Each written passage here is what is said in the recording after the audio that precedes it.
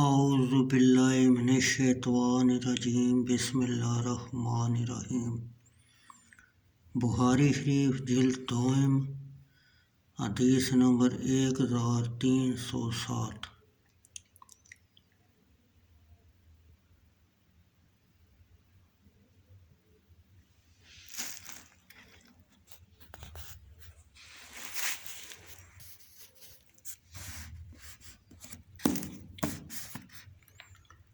سنان بن ابی سنان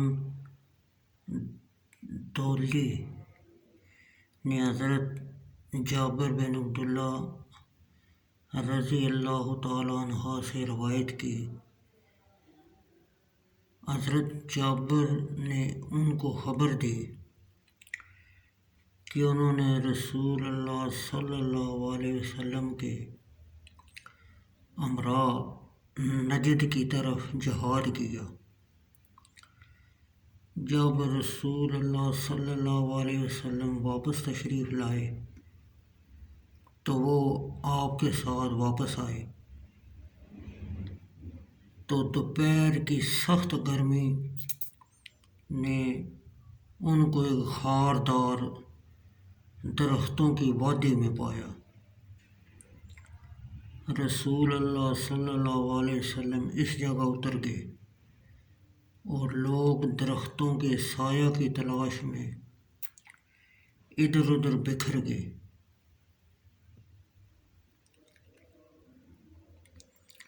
رسول اللہ صلی اللہ علیہ وسلم کیکر کے درخت کے نیچے تشریف فرما ہوئے اور اس درخت کے ساتھ اپنی تلوار لٹکا دی۔ حضرت جابر بن عبداللہ رضی اللہ تعالیٰ عنہ نے کہا، ہم سب میں بے خواب ہو گئے۔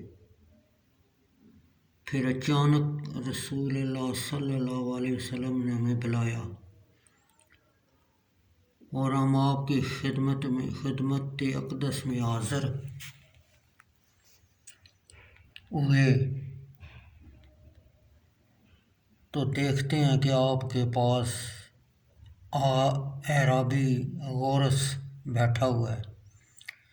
رسول اللہ صلی اللہ علیہ وسلم نے فرمایا، اس نے میری تلوار سونت لی، حالانکہ میں بے خواب تھا۔